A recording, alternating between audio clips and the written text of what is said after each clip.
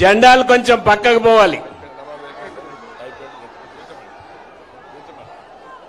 కొంచెం జెండాలు కిందికి తీసుకోండి. కనపడటం లేదు, వెనకాల వాళ్ళకి కనపడటం లేదు. పక్కకు పోండి, స్ప్రెడ్ అవుట్ కాండి.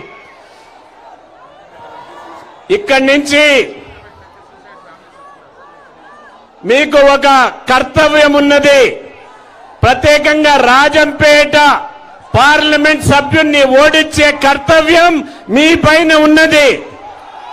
150 మంది పనికిరాని వాళ్ళను, స్మగ్లర్లను తీసుకొని పిఠాపురం పోయి పవన్ కళ్యాణ్ గారిని ఓడిస్తాడంట ఈ ఎంపీ.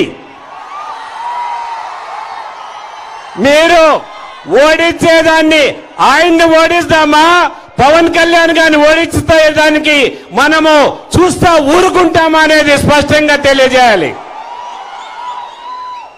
ఇక్కడ మిథున్ రెడ్డి గారిని చిత్తగా ఓడిస్తేనే ఈ ప్రాంతం అభివృద్ధి చెందుతుందనేది స్పష్టంగా తెలియజేస్తున్నాను.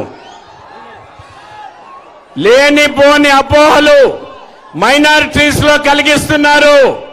ఎటువంటిది ఉండదు. బీజేపీ పూర్తిగా మైనారిటీలకు అనుకూలంగా ఉంటుంది. సిఏఏ అనేది సిటిజన్స్ అమెండ్మెంట్ యాక్ట్ కానీ, ఎన్ఆర్సీ కానీ, నేషనల్ రిజిస్టర్ ఆఫ్ సర్టిఫికెట్ కానీ ఎటువంటి భారతీయ ముస్లింలకి సంబంధం లేదు. కేవలం పాకిస్తాన్ నుంచి బంగ్లాదేశ్ వచ్చిన ముస్లింలకి. ఇది కేవలం అపోహలు సృష్టించి మీలో ఒక భయం క్రియేట్ చేసేదని తెలియజేస్తూ నేను 2 మాటలు చెప్పి ముగిస్తాను. ఇప్పుడు సమయం అవుతున్నది కాబట్టి ఖచ్చితంగా చంద్రబాబు నాయుడు అనుభవజ్ఞుడు మనకు ముఖ్యమంత్రిగా కావాలంటే మీరందరూ కూడా సైకిల్ గుర్తుకి ఎమ్మెల్యేకి ఓటేయాల్సిందిగా కోరుకుంటూ, ఒక్కసారి మీరందరూ కూడా తెలుగుదేశానికి ఎవరు సైకిల్ గుర్తుకి ఓటేస్తారో చేతులు ఎత్తాల్సిందిగా కోరుతున్నాను. 2 చేతులు.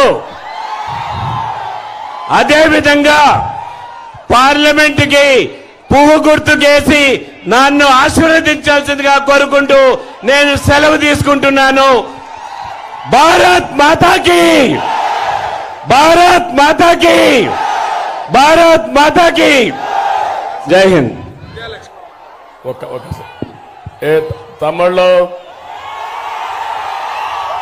ఎంఆర్పిఎస్ తమ్ముళ్ళు